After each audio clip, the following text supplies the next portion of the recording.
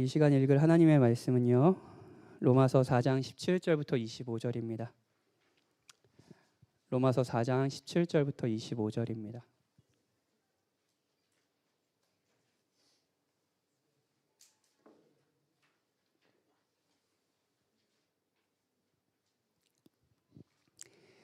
찾으셨으면 제가 읽겠습니다.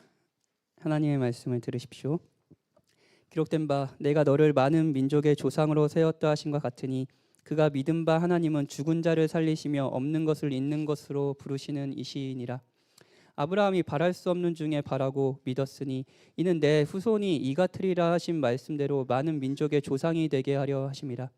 그가 100세나 되어 자기 몸이 죽은 것 같고 사라의 태가 죽은 것 같음을 알고도 믿음이 약하여지지 아니하고 믿음이 없어 하나님의 약속을 의심하지 않고 믿음으로 견고하여져서 하나님께 영광을 돌리며 약속하신 그것을 또한 능히 이루실 줄을 확신하였으니 그러므로 그것이 그에게 의로 여겨졌느니라.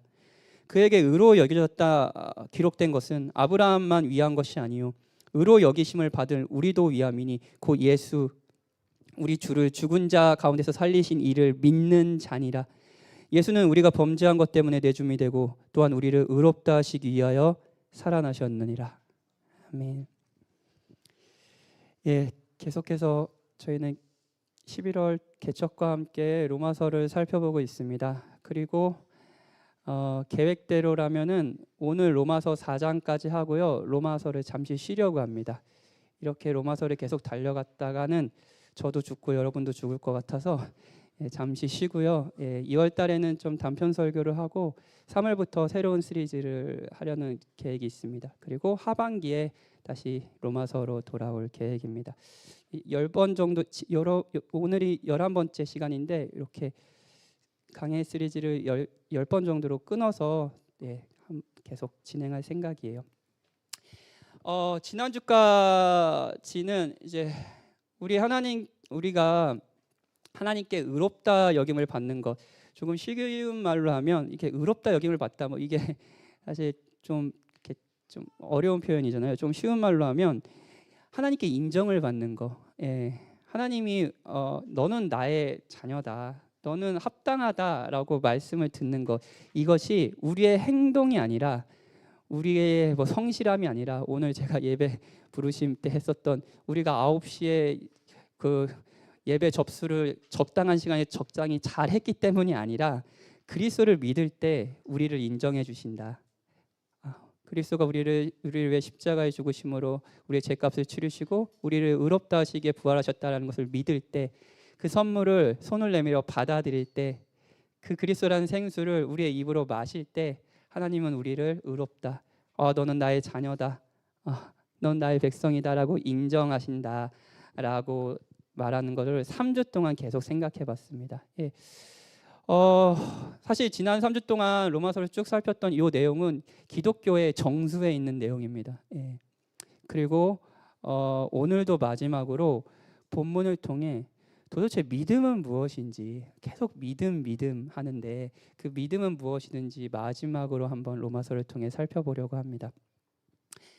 오늘 이 자리에는 기독교인도 계시겠지만 기독교 신앙을 받아들이고 나 예수님을 믿어야 하는 분도 계시겠지만 기독교 신앙이 없는 분도 계실 겁니다. 그리고 기독교 신앙에 대해 회의적이고 의문을 품고 계신 분도 계실 겁니다. 그런 분이 여기 오셨다면 정말로 환영합니다. 왜냐하면 여러분이 이 자리에서 같이 예배를 드리기 저희 개척 멤버들은 개척 초기부터 계속 기도했거든요. 하나님을 모르고 그리고 아직 기독교 신앙이 없는 분들이 저희 예배에 같이 오셔서 같이 예배를 드리고 하나님에 대해서 듣고 그리고 조금 더 알아가려고 하고 하는 일들을 하나님께서 이루어 주시길 저희 개척 멤버들이 간절히 기도했습니다. 그래서 여러분이 의문을 품지만 이 자리에 앉아 계신 거는 사실 여러분 자체가 하나님이 우리 교회에 주신 선물이라고도 할 수 있습니다. 일반적으로 기독교인이 아닌 분들은 믿음이라고 했을 때 이 믿음이 합리적이지 않다라는 생각을 하실 것 같습니다. 믿음은 합리적이지 않아, 이런 거죠. 보이지 않는 신을 믿는다라는 것이 어떻게 이성적이야? 어떻게 합리적이야? 뭐 교회 가면 죄, 구원, 뭐 오늘도 그런 얘기 할 거예요. 죄 구원 이런 추상적인 개념이 어떻게 이성적이고 현실적이라고 말할 수 있냐라고 하면서 기독교 신앙은 그 믿음은 추상적이고 현실적이지 않고 그리고 비합리적이야라고 생각을 하셨을 겁니다. 아마 기독교 신앙이 없다가 현재는 기독교인이 되신 분들도 예전에는 그런 생각을 하셨을 겁니다. 기독교는 비합리적이야. 예. 이 생각을 여러분만 한 건 아닙니다. 대표적인 무신론자의 신이 없다라고 믿었던 버트란드 러셀은요, 자신의 책에서 믿음을 이렇게 정의했습니다. 우리는 믿음을 증거가 없는 것에 대한 확고한 믿음이라고 정의할 수 있다. 증거가 있는 곳에는 아무도 믿음을 말하지 않는다. 우리는 2 더하기 2가 4라는 것이나 지구가 둥글다는 것에 대해 믿음을 말하지 않는다. 그냥 믿지 않는다고 얘기하죠. 우리는 오직 믿음을 얘기할 때는 오직 증거를 감정으로 대체하거나 할 때만 믿음을 얘기한다. 증거가 없는 거예요. 그런데 이 사실을 그냥 받아들이는 거예요. 그거를 그냥 믿음이라고 한다는 거죠. 그러니까 버트란드 러셀이 생각했을 때 믿음은 생각한 결과가 아닌 거예요. 예. 맹신에 가까운 거죠. 불합리한 것에 대해 신이 있다라는 러셀이 보기엔 신이 있다라는 불합리한 것에 대해 핑계를 댈 때 사람들은 믿음이라는 단어를 대체한다라고 러셀은 주장하는 셈입니다. 그런데 제가 좋아하는 존 스토트 목사님은 이 러셀의 말을 반대하며 이런 말을 합니다. 믿음이 분명 이성을 초월하는 부분이 있습니다. 예. 만약 우리의 이성으로 우리의 생각으로 완벽하게 이해할 수 있는 신이 있다면 그게 신일까요? 정말로 신이라면 우리가 그리고 신에 대해서 만들어진 존재라면 우리가 이해할 수 없는 어떤 것들이 우리 이성을 초월하는 어떤 존재가 신이 아닐까요? 예. 기독교 믿음은 우리의 이성을 초월하는 부분이 있긴 있습니다. 그런데 항상 확고하게 합리적인 근거를 가지고 있다라고 말해요. 다시 한번 말씀드릴게요. 기독교 신앙은 이성을 초월하는 부분도 있지만 항상 확고하게 합리적인 근거를 가지고 있다라고 말해요. 그래서 존 스토트는 기독교 신앙의 믿음은 생각하지 않은 결과가 아니라 충분히 숙고하고 고민하고 생각한 결과다. 그래서 합리적인 결과다라고 이제 주장하는 셈이에요. 자, 질문을 하나 해보겠습니다. 제가 있습니다. 네, 박현진입니다. 박현진을 믿으십니까? 정다혜가 고개를 저었어요. 네, 저도 저를 못 믿으니까 좋아요. 박현진에 대한 인격적인 신뢰가 있습니까? 정다혜 고개 흔들지 마세요. 예. 없다면 잘하겠습니다. 예. 저를 어떤 분들이 목사로서 저분 목사로서 내가 신뢰해, 목사로서 믿어라고 했을 때 그 믿음은 합리적인 걸까요? 비합리적인 걸까요? 오늘 이 자리에 저를 처음 본 분들은 그렇게 저를 신뢰하지는 않을 겁니다. 저렇게 목사가 조금 있으면 쓰러질 것 같이 저렇게 말랐지? 설교하다 쓰러지는 거 아니야? 막 이런 말씀하실 거예요. 신뢰가 그렇게 가는 얼굴은 아니잖아요. 그렇게 신뢰가 있지는 않을 겁니다. 저를 모르니까요. 그런데 오랜 시간 저와 시간을 같이 보내고 특히 13년 동안 시광교회에서 같이 저와 신앙의 여정을 함께 보내고 또 저의 설교를 꾸준히 듣고 저와 선교든 제자 훈련이든 같이 시간을 같이 보낸 분들은 믿음이 생겼을 수도 있습니다. 제발 그랬길 바랍니다. 이분이 목사로서 내가 믿어도 되고 따라도 되는구나라는 믿음이 생긴 분도 계실 겁니다. 이것이 비합리적인가요? 저를 곁에서 지켜보고 저를 더 알고 저의 설교를 듣고 해서 이 사람이 믿을 만하다라고 하는 것은 비합리적이지 않은 겁니다. 합리적입니다. 어떤 대상을 믿는 것이 합리적이냐 비합리적이냐는 그 사람이 믿을 만한가에 달려 있습니다. 그냥 그 사람을 믿는 것 자체가 비합리적이라고 할 수 없습니다. 믿을 만한 대상을 믿는 것은 언제나 합리적입니다. 조금 이해를 돕기에 제가 예화를 하나 할게요. 이 예화가 여러분들이 이 개념을 잘 이해하는 데 도움이 됐으면 좋겠어요. 제가 여러분과 막 밥을 먹고 있어요. 같이 이제 오늘도 우리 청년들 저녁에 남아서 김치볶음밥 하기로 했죠? 예, 맛있게 먹어요. 예, 저도 맛있게 먹겠습니다. 밥을 막 먹고 있어요. 근데 어떤 노인이요, 갑자기 여러분들이 보지도 못한 노인이 찾아와서요, 제가 밥을 먹고 있는데 박현진 밥 먹지 마! 이러는 거예요. 그러니까 제가 수저를 놓고 그 노인의 말을 따르면서 뭐 이렇게 알겠습니다, 밥 안 먹겠습니다 하는 거예요. 그러면 여러분은 노인을 신뢰하는 저를 이해할 수 있겠습니까? 목사님 왜 저래? 뭐 보지도 못한 어르신 왔는데 그 어르신 한마디, 그 어르신도 이상하고 갑자기 와가지고 밥 먹지 말라 그러고, 이게 뭐 이 현실이 너무 비합리적이다라고 생각하지 않겠습니까? 그런데 생각해 봅시다. 제가 여러분들이 모르는 심각한 당뇨에 걸린 거예요. 그래서 흰쌀밥을 제가 이제 조금, 제 아내가 임신성 당뇨 그때여가지고 그때 아내가 흰밥을 못 먹었어요. 흰밥을 먹으면 이제 당수치가 확 올라갔거든요. 그래서 항상 현미밥 막 이런 걸 먹었습니다. 근데 이제 제가 당뇨가 너무 심해서 이 흰밥을 먹으면 뭐 이렇게 수치가 너무 올라가서 막 사망에 이를 수도 있는지 모르겠지만 뭐 사망에 이를 수 있는 정도로 심각한 병에 걸렸다고 해봅시다. 그런데 그 노인이 누구냐면요, 전 세계에서 당뇨라는 질병의 최고의 권위자예요. 예. 이 노인은 당뇨를 고친 능력이 있습니다. 예. 거기에 이 노인은요, 여러분들은 모르시지만 저의 친할아버지라고 한번 생각해 봅시다. 예. 능력이 있을 뿐 아니라 고치고 싶어 합니다. 마치 저를 고치는 게 이 할아버지에게는 역사적 사명같이, 마치 제가 당뇨에 걸린 거에 자신이 당뇨에 걸린 것처럼 여기면서 저를 친히 고치고자 합니다. 예. 저는 제가 당뇨라는 것, 그리고 이 노인이 저를 사랑한다는 것, 그리고 이 병을 고칠 능력이 있다는 걸 알아요. 그렇다면 이 노인이 밥 먹지 마라고 했을 때 밥을 안 먹는 건 비합리적인가요? 합리적인 건가요? 합리적인 거 아닙니까?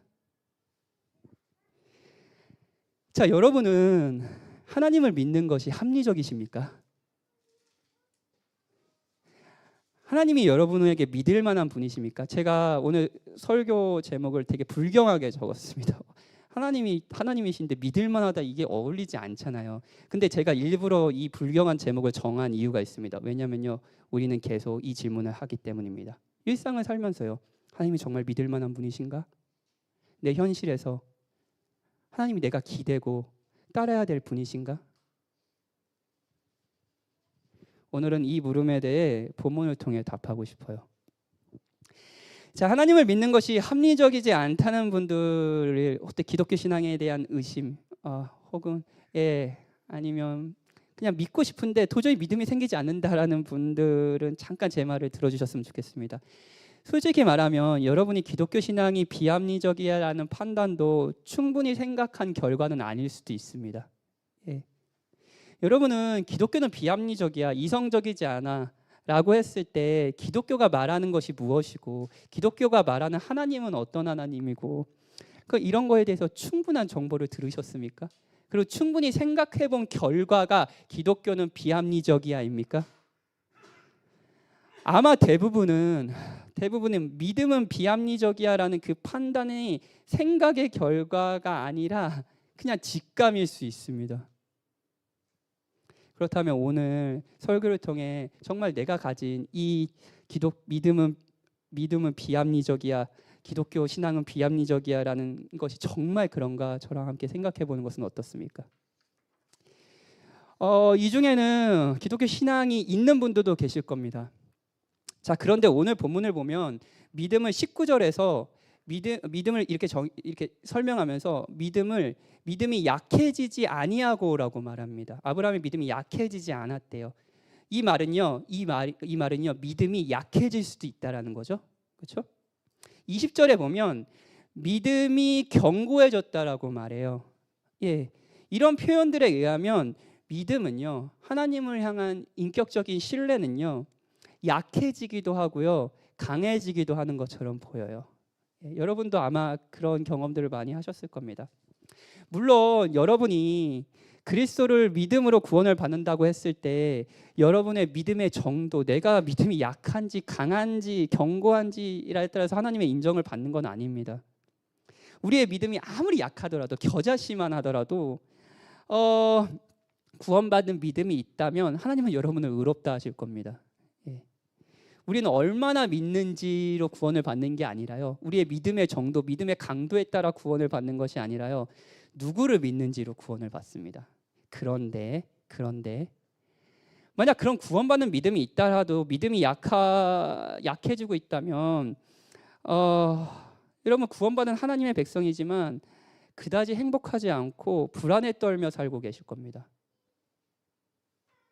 왜냐하면 믿음이 약한지 견고한지에 따라 우리가 현실을 대하는 태도, 우리의 감정, 우리가 현실에서 기독교인으로 살아가는 용기 이런 것들이 결정돼 버리거든요.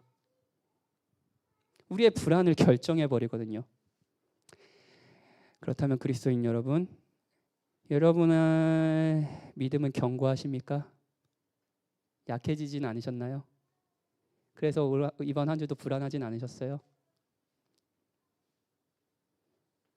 우리는 본문을 통해 정말로 하나님이 믿을 만한 분인가라는 것을 생각해 봐야 되지 않겠습니까? 예.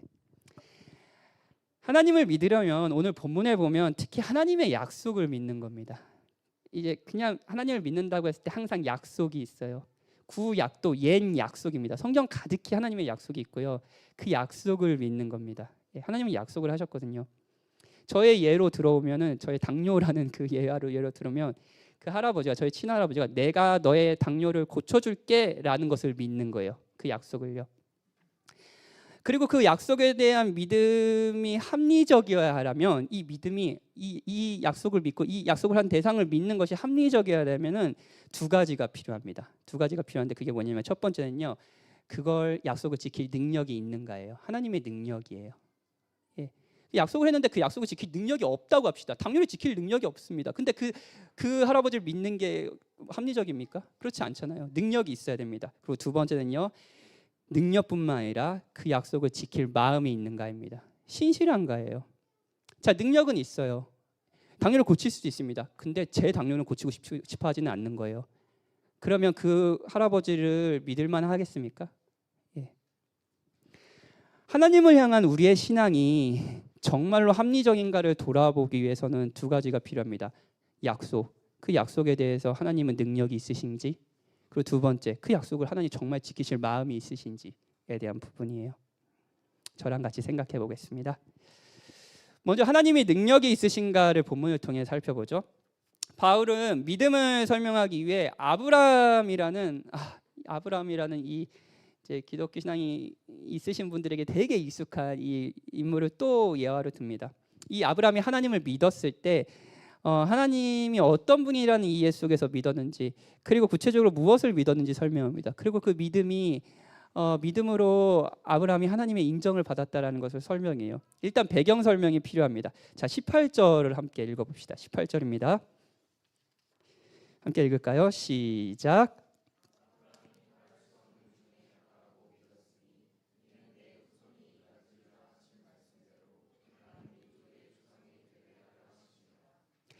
바랄 수 없는 중에 바라고 믿었으니, 이거 약간 이제 의역이 있는데 원문의 의미를 그대로 살려서 번역하면 소망을 넘어서 소망 위에 믿었으니라는 말입니다. 그러니까 소망이 있는데 소망을 가질 수 없는 상황인 거예요. 그러니까 그 소망을 넘어서는 소망인 겁니다.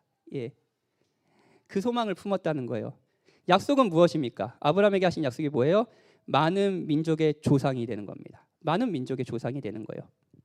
그리고 이 약속을 소망할 수 없는 현실이 있습니다. 그래서 이 아브라함의 믿음은 그 현실을, 소망할 수 없는 현실을 넘어선 소망이라는 거죠. 예. 그 현실이 뭘까요? 19절에 나옵니다. 19절. 첫 번째, 아브라함은 100세가 되었습니다. 아들이 없어요. 근데 100세가 되었어요. 생물학적으로 늙었습니다. 아이를 가진 나이가 아닙니다. 예. 두 번째, 몸이 죽은 것 같고, 원어로는 완료형이에요. 죽었다입니다. 죽을 것이다 뭐 이런 거 아니에요. 죽었습니다. 예, 이미 죽은 상태예요. 아브라함뿐만 아니라 세 번째, 사라의 태가 죽은 것 같습니다. 예, 생리가 끊어진 상태예요. 아브라함과 이삭은요, 생물학적으로 아이를 가질 수 없는 몸을 지금 가지고 있습니다. 예, 이게 현실입니다. 약속이 있어요. 내가 많은 민족의 조상이 될 거다. 근데 현실이 뭐예요? 나는 아들 한 명 없어요. 그리고 또 현실이 뭐예요? 나는 이 약속을 하나님께서 이루시는데 나로서는 완전히 무능력합니다. 아이를 가질 수 없는 무능력이에요. 약속이 이루어질 수 없는 현실입니다. 그런데 18절에 정말 중요한 단어가 있습니다. 제가 보기엔 너무 중요한 단어인데 알고도입니다. 알고도예요. 이 알고도라는 단어는 헬라어 원어로 주목하다, 생각하다예요. 그러니까 생각하고도예요. 예. 자, 아브라함의 하나님을 향한 믿음은 생각하지 않은 결과가 아닙니다. 맹신이 아닙니다. 다시 말씀드릴게요. 아브라함의 하나님을 향한 믿음은 생각하지 않은 결과가 아닙니다. 그냥 맹목적인 믿음이 아닙니다. 냉정하게 현실을 직시했습니다. 나는 100세다. 내 몸은 죽었다. 사라는 아이를 가질 수 없다. 주목했어요. 생각했어요. 여러분, 이것이 진짜 중요해요. 진정한 믿음은요, 여러분들이 기독교 신앙을 갖는다는 걸 믿음의 현실 도피로 이해하는 경향이 있습니다. 저거 현실이 너무 힘드니까 현실을 도피해서 이렇게 현실이 떨어진 채 생각하는 거지라고 생각하는 경향이 있어요.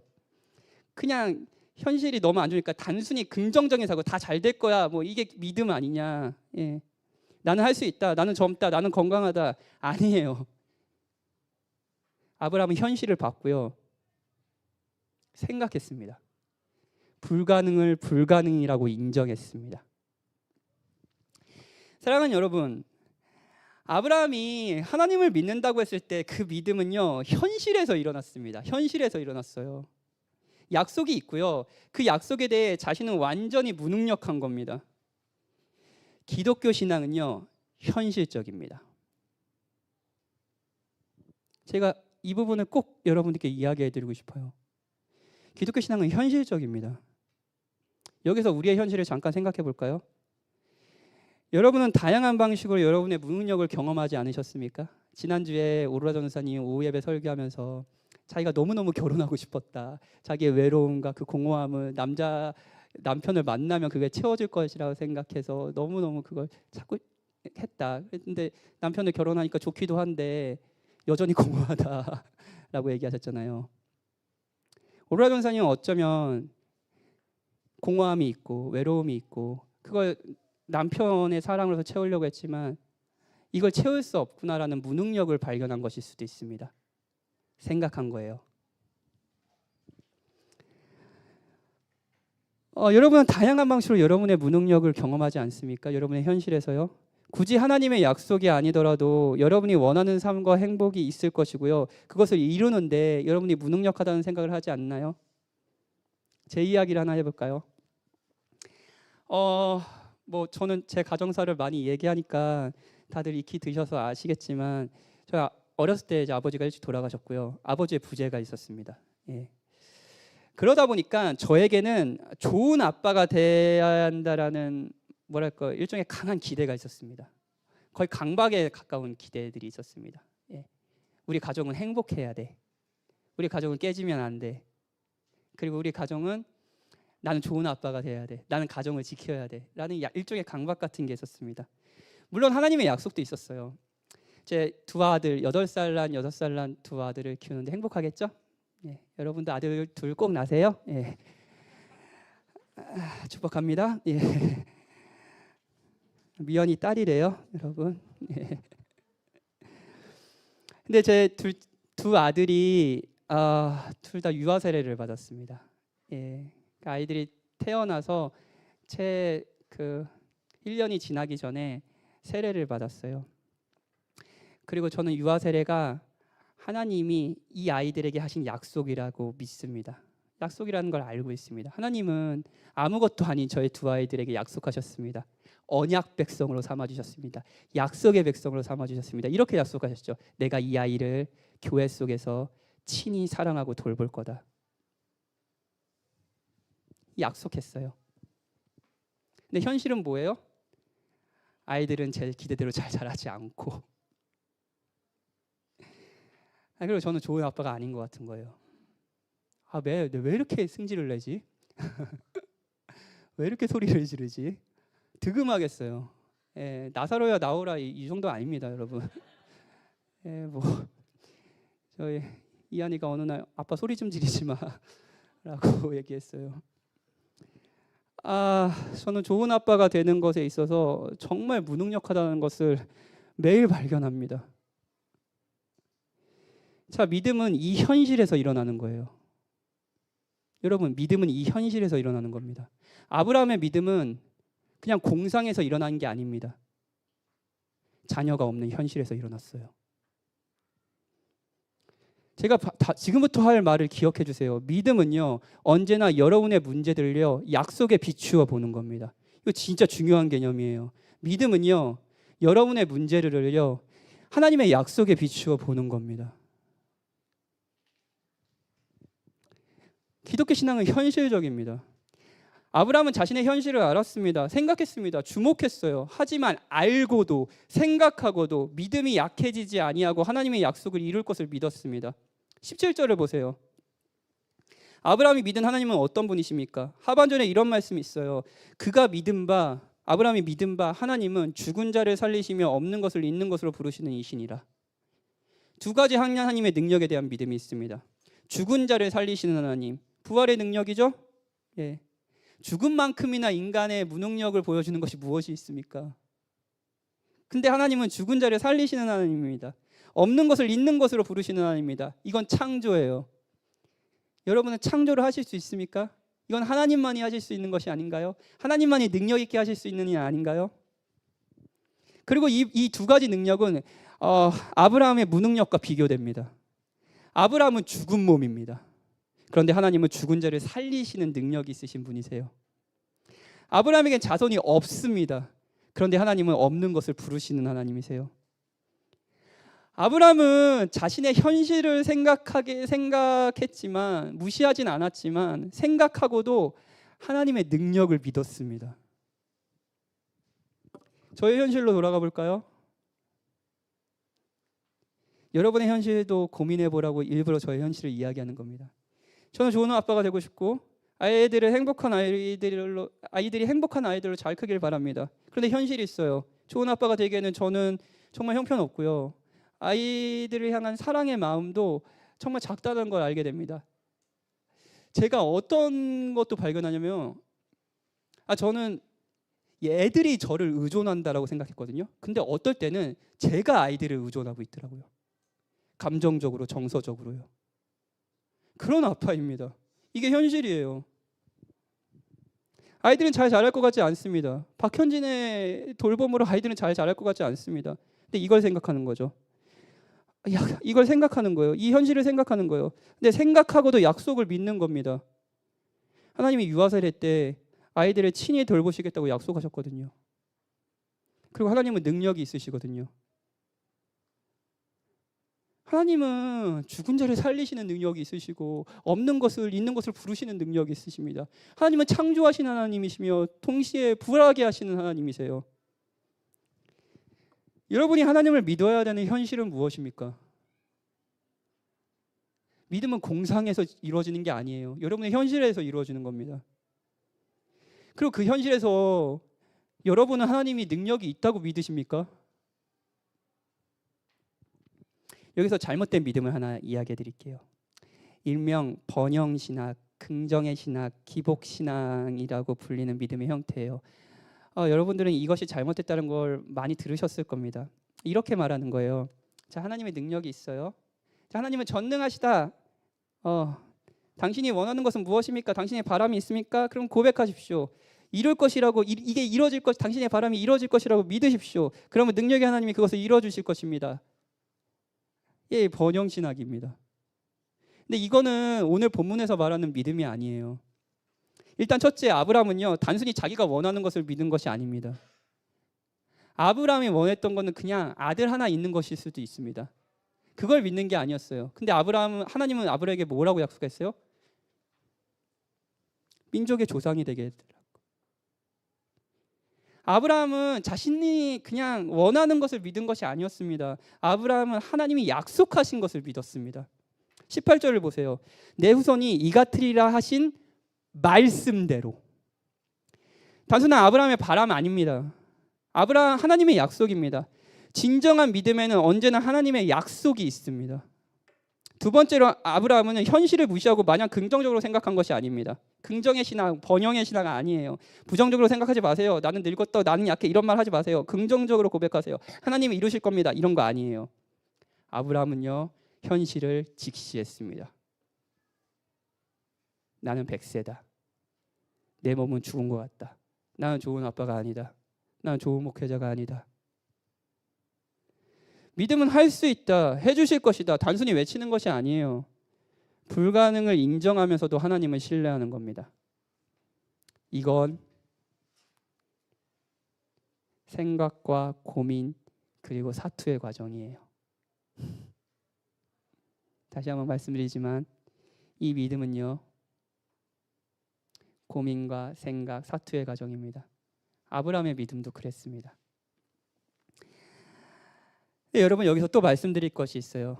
자, 번영신학이 잘못되었다는 거, 그냥 네가 원하는 것을 하나님께 고백해라. 그럼 하나님이 능력 있으시기에 그걸 이뤄주시겠다. 이것이 잘못했다는 걸 많이들 들어보셨을 거예요.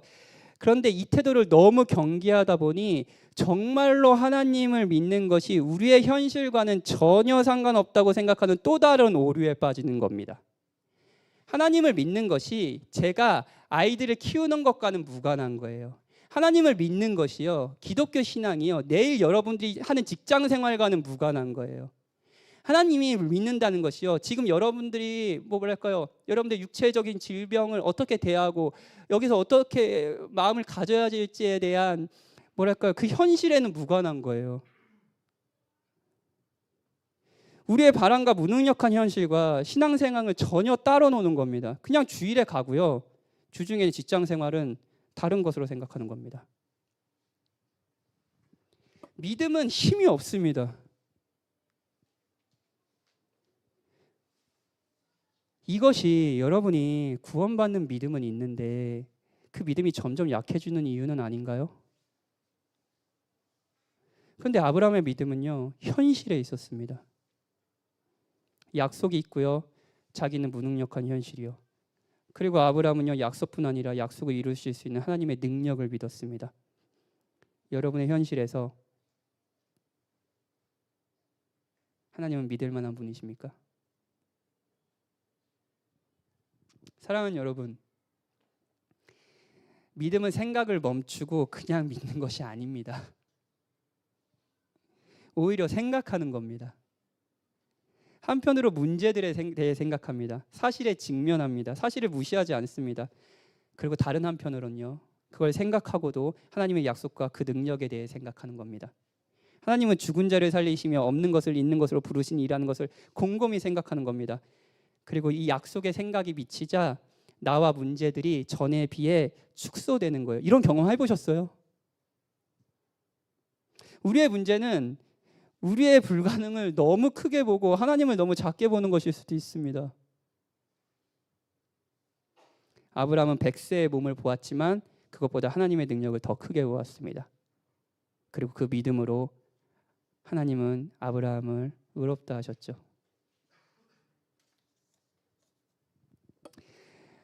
그런데 서두에 얘기한 대로 능력은 있는데 정말 그 약속을 지킬 마음이 있는지가 중요합니다. 예. 약속을 지킬 능력은 있는데 그 지킬 마음이 하나님께 없다면 그 믿음은 쓸데없지 않습니까? 하나님 믿는 건 비합리적이지 않나요? 예. 정말 중요한 건 하나님의 능력이 있을 뿐만 아니라 이 약속을 지킬 마음이 있으신가, 이 약속에 대해서 신실하신가에 대한 부분입니다. 예. 히브리서 11장 11절에 보면, 어제 히브리서 읽으셨죠? 예. 우리는 히브리서를 읽고 있습니다. 예. 저는 어제 못 읽었어요. 오늘 2배로 읽을게요. 예, 어제 설교 준비하냐고 못 읽었는데 오늘 읽겠습니다. 히브리서 11장은 이제 믿음의 선조들에 대해서, 믿음에 대해서 이야기하는 장입니다. 근데 이 11장에서 아브라함과 사라의 믿음이 무엇인가, 얘네 도대체 뭐를 믿은 건가에 대한 내용을 이제 히브리서 기자는 이렇게 말합니다. 믿음으로 사라 자신도 나이가 많아 단산하였으나 잉태할 수 있는 힘을 얻었으니 이는 약속하신 일을 미쁘신 줄 알았습니다. 이는 약속하신 일을 미쁘신 줄 알았습니다. 미쁘시다, 이거는 믿음직하다, 신실하다라는 뜻이에요. 믿을 만하다라는 거예요. 이 약속을 지키실 수 있는 능력이 하나님께 있을 뿐 아니라 하나님이 이 약속을 지킬 수 있는 마음, 신실하시기까지다라는 것을 받아들인 겁니다. 믿은 겁니다. 이 믿음으로 아브라함은 하나님께 의롭다 칭함을 받았습니다. 자, 어떤 사람이 약속을 한다고 해볼게요. 약속을 해요. 근데 그 약속에는 그 사람의 성품이 담겨 있기 마련입니다. 우리 여기 도균이가 앞에 있어요. 도균이가 있는데 제가 도균이에게 목회자로서 이렇게 약속을 한다고 합시다. 도균아, 안 좋은 일이 생기잖아. 너 살면서 안 좋은 일이 생길 수 있잖아. 그러면은 언제든지 나한테 전화해. 새벽이어도 좋아. 전화하고 힘든 일이 있거나 그리고 다혜랑 싸우면은 언제든지 전화해. 그건 전화하지 마. 전화해. 그러면 내가 전화 받을게. 그게 새벽에도 괜찮아. 그리고 급하면 내가 달려갈게. 내가 니네 둘이 막 죽어라 싸우고 있으면 내가 말리러 달려갈게. 뭐 이렇게 제가 약속한다고 해봅시다. 진짜 약속해요. 예, 전화하세요. 싫어요? 자주 오셔야 될 것 같다고. 예. 그만 싸워. 지겹다. 그렇지. 제가 도균에게 이렇게 약속을 했다면 이 약속은요, 제가 도균을 어떻게 생각하고 있는지, 그리고 목회자로서 저는 어떤 성품으로 도균을 바라보고 있는지가 당연히 들어있겠죠. 그렇죠? 도균이의 고통과 아픔을 저의 것으로 여기면서 도균이를 진짜 사랑한다라는 것이 그 약속에 담겨 있는 거잖아요. 그렇죠? 저희 교회는 시간교회에서 분립개청을 했습니다. 예, 그리고 저희 모교의 시간교회는요, 분립을 하면서 은혜로운 약속을 했습니다. 뭐 이런 거면 여기 장소, 예, 그리고 필요한 것들을 시간교회에서 마련을 해주셨어요. 그리고 교회가 잘 정착할 수 있도록 일정 기간 목회자 사례를 시간교회에서 제공하겠다고 약속하셨습니다. 그 약속을 지키셨습니다. 이 약속은 시간교회가 시성교회를 어떻게 생각하는지, 시간교회가 한 인격은 아니지만 성품이 들어있잖아요. 그렇죠? 예, 은혜로운 성품이 들어있잖아요. 그렇죠? 약속은 언제나 그 사람의 성품이 반영되기 마련입니다. 하나님께서 아브라함에게 많은 민족의 조상, 특히 하나님의 백성의 조상으로 삼겠다고 약속하셨어요. 이 약속에는 어떤 하나님의 성품이 드러납니까? 아브라함이 이 약속을 받을 자격이 있었을까요? 아브라함이 이 약속을 어디서 받았냐면 갈대아 우르라는 우상 숭배하는 곳에서 받았습니다. 아마도 아브라함은 그 전에 하나님을 알지 못했을 겁니다. 아마도 아브라함은 자신의 아버지와 함께 다른 수많은 우상들을 섬기고 있었을 거예요. 그런데 하나님께서 그에게 약속을 주셨어요. 너에게 내 민족이 되게 하겠다. 너에게 복을 주어서 너로 인해서 한 민족을 세울 거다라고 약속하셨어요. 그가 잘나서인가요? 그가 월요일 아침에 제대로 신청했기 때문인가요? 계속 이 얘기를 하네요. 제 많이 마음에 났나 봐요. 아니요. 하나님이 은혜로운 분이셨기 때문입니다. 자격을 요구하지 않으시고 아브라함에게 은혜를 베푸신 거예요. 이게 이 약속에 드러납니다. 자, 아브라함이 자신의 현실에서 원했던 것은 그저 아들 한 명일 수 있습니다. 하나님 아들 한 명 있으면 족합니다. 민족의 조상 좋아요, 좋은데 그거 말고 그냥 아들 한 명, 이 정도 아니었을까요? 그런데 하나님의 약속은 뭐예요? 민족의 조상이 되게 하겠다는 거예요. 이 약속은요, 아들이 없는 아브라함이 아마 전에는 상상도 못했던 약속일 겁니다. 예, 그렇죠? 근데 어린아이가 또 이현이가 이제 6살인데 6살난 이현이가 아빠인 저에게 원하는 것은 지금 나에게 아빠의 핸드폰을 줘서 영상을 보여주는 것일 수 있습니다. 그렇죠? 예. 그러면 이현이가 제일 바라는 약속은 뭐예요? 아빠가 핸드폰을 줄게. 이 약속이죠. 근데 핸드폰은 주지 않아요. 근데 아빠가 이런 약속을 합니다. 내가 너의 장래를 위해 매월마다 적금을 20만 원씩 할게. 그래서 너가 대학 등록금이 되려나 그때쯤이면 더 많이 되겠죠? 예. 그 등록금이나 이런 것들을 내가 마련해 줄게. 예, 라고 약속해요. 이거는 이현이가 등록금 뭐 이런 거 알까요?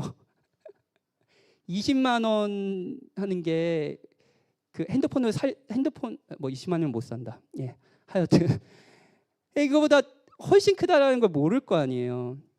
부모는 그냥 아이의 기대를 채우는 것, 그래서 핸드폰을 주는 것을 사랑이라고 정의하지 않고요. 아이를 위한 것이 무엇이고 아이에게 가장 필요한 것이 무엇인지 생각하면서 약속합니다. 그렇죠?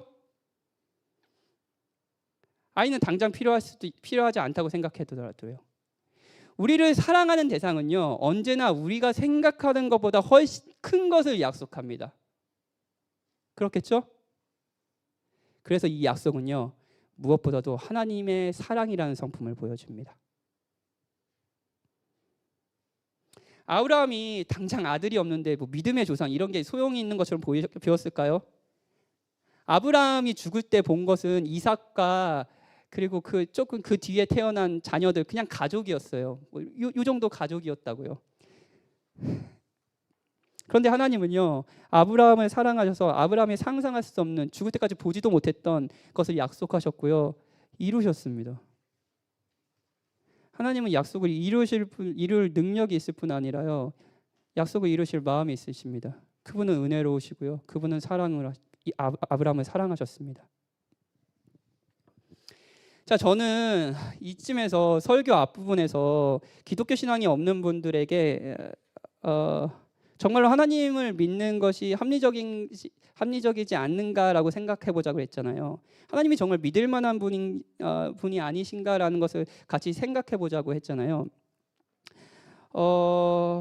만약 여러분이 여기까지 듣고 믿음이 합리적인지는 모르겠는데 그런 존재가 있으면 좋긴 하겠다 라고 생각이 든다면, 몰라, 이게 합리적인지 모르겠는데 나의 무능력한 현실에서 내가 생각한 것보다 더 큰 약속을 하고 그 약속을 이룬 능력일 뿐만 아니라 그 약속을 지킬 마음도 있는 존재가 있었으면 좋겠다.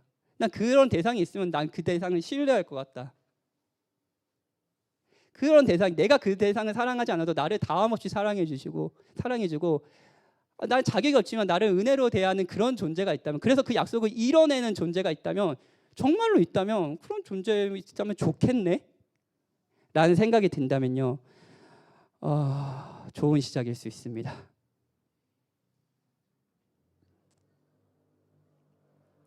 자, 여러분, 기독교 신앙을 의심하는 여러분은 왜 의심하면서도 이 자리까지 오셨나요?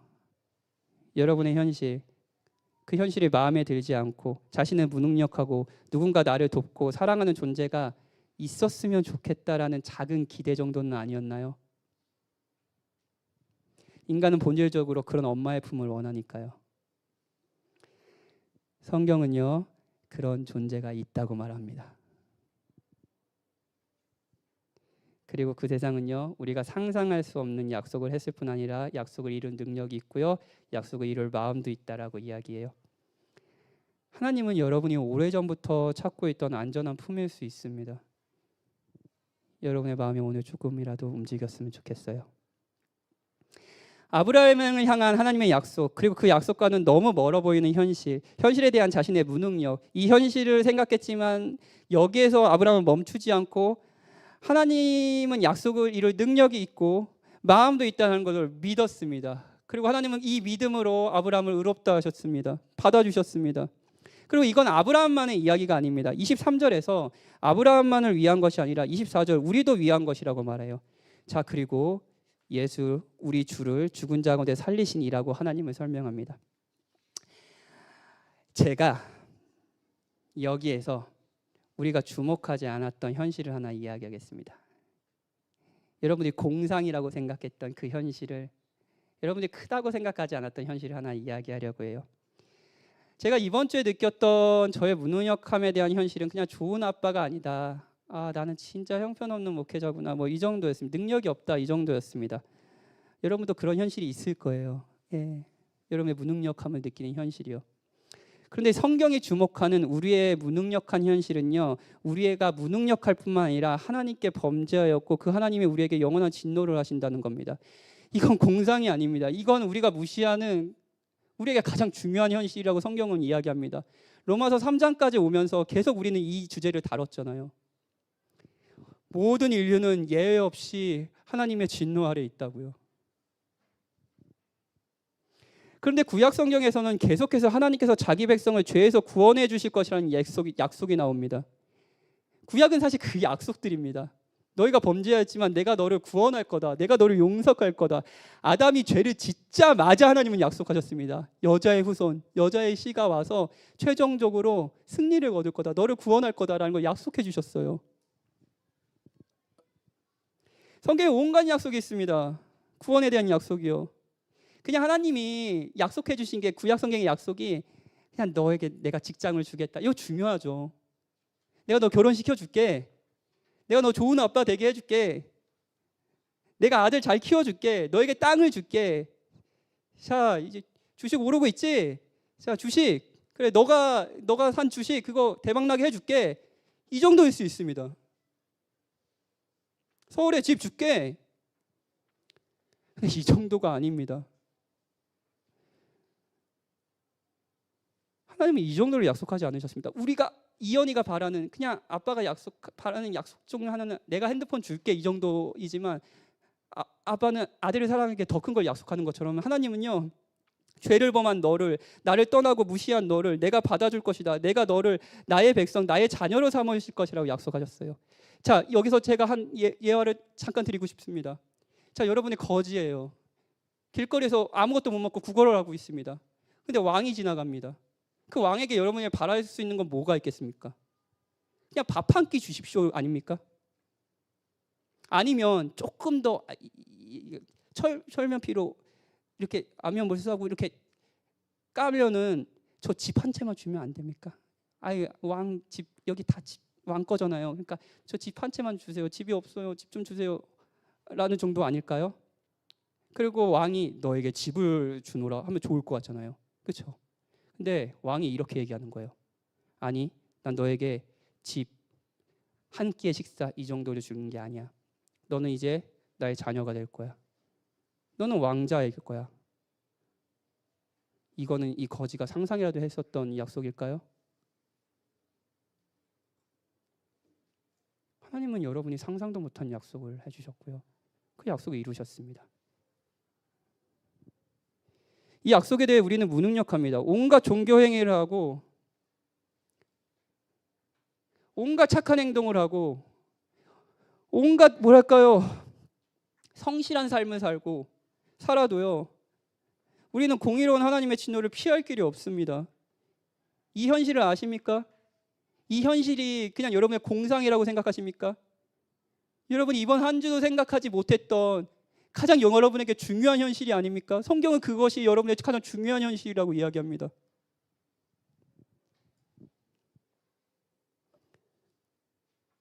그런데 약속하셨습니다. 약속하셨을 뿐 아니라 약속을 지킬 마음도 약속을 지킬 능력도 있으셨습니다. 그 능력이 뭐예요? 구원 능력이 어디에 있습니까? 자신의 아들인 예수님을 그리스도로서 우리에게 보내주신 겁니다. 하나님은 약속을 지키셨어요. 25절에 보면 예수는 우리가 범죄한 것 때문에 내줌이 되었다라고 말해요. 우리의 죄 때문에 하나님이 하신 일이 무엇이에요? 예수님을 내어주신 겁니다. 로마서 8장 32절에는 이런 말씀이 있습니다. 자기 아들을 아끼지 아니하시고 우리 모든 사람을 위하여 내어주신 자신의 아들을 우리에게 내어주셨습니다. 그리스도는 우리의 죄로 인해 죄에 대한 대가인 심판을 당하셨습니다. 근데 여기서 끝나는 것이 아니에요. 우리를 의롭다 하시기 위하여 그리스도를 살려내셨습니다. 고린도전서 15장은 부활장으로 유명한데요. 15장 17절에 이런 말씀이 있어요. 그리스도께서 다시 살아나신 일이 없으면 너희의 믿음이 헛되고 너희가 여전히 죄 가운데 있을 것이요. 부활이 없다면 너희의 믿음 헛되고 너희는 여전히 죄 가운데 있다라는 거. 이게 무슨 말일까요? 그리스도가 부활하지 않았다면 그리스도가 그냥 우리와 같은 한 인간으로 죽었다고 생각할 수밖에 없습니다. 다 죽잖아요. 물론 예수님이 살아생전에 그도 나는 죄가 없다.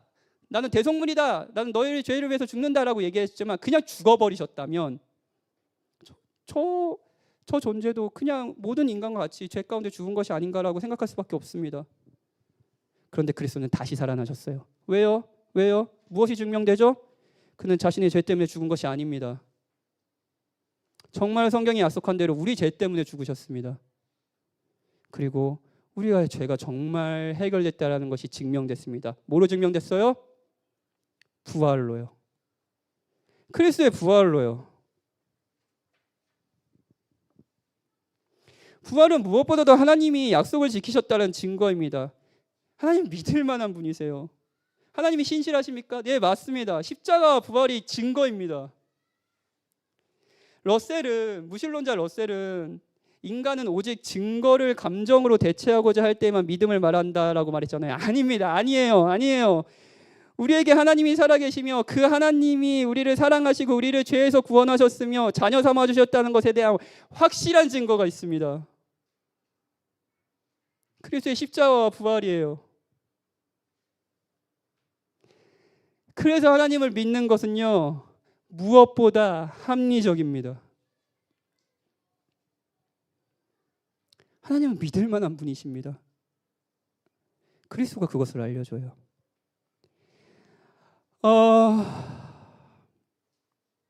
지금까지 듣고 여러분의 마음에 들지 않는 현실과 무능력하게 대해 또 죄와 구원, 십자가 이야기를 하네라고 하는 분이 계실지 모르겠어요. 그런데 여러분이 그리스도를 보면 믿음이 더 견고해질 겁니다.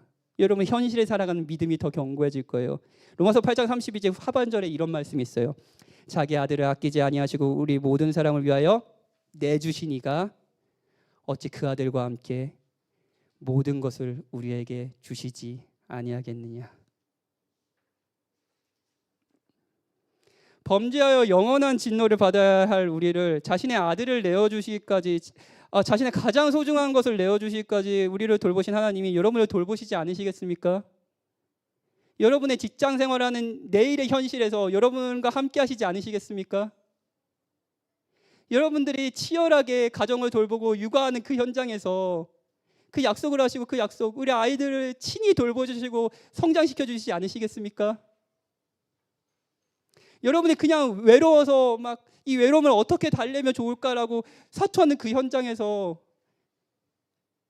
하나님이 그 외로움을 자신의 사랑으로 채워주시고 여러분의 전에 없던 행복으로 여러분을 돌봐주시지 않으시겠습니까?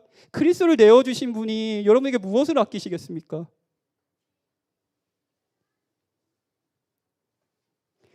그리스도를 바라보십시오. 그렇다면 여러분이 충분히 마음에 들지 않는 현실, 그리고 여러분의 무능력 가운데서 하나님을 믿으며 계속 용기를 내서 신자의 삶을 살 수 있지 않을까요? 아빠, 엄마는 오늘 하루 용기를 내서 자녀를 사랑하고요. 직장인은요, 오늘 하루 용기를 내서 또 성실하게 그리스도인으로서 하나님을 찬양하며 직장 생활을 하고요. 우리 청년들은 이 복음이 주는 새로운 정체성과 안정감 가운데 불완전한 청년의 삶을 그래도 하루하루 믿음으로 살아내고요. 하나님은 믿을 만한 분입니다. 여러분에겐 증거가 있습니다. 그리스도를 바라보십시오. 같이 찬양하고 기도합시다.